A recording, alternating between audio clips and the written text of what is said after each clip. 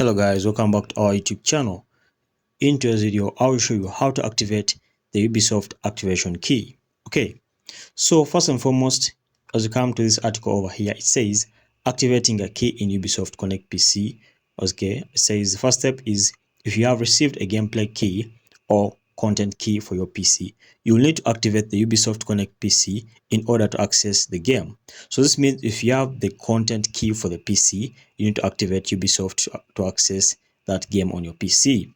And it says, please note that the game or the content will be linked to Ubisoft account.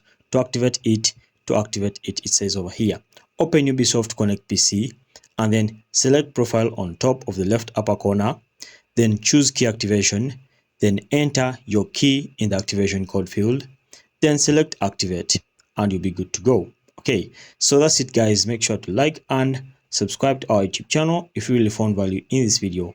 We shall meet once again.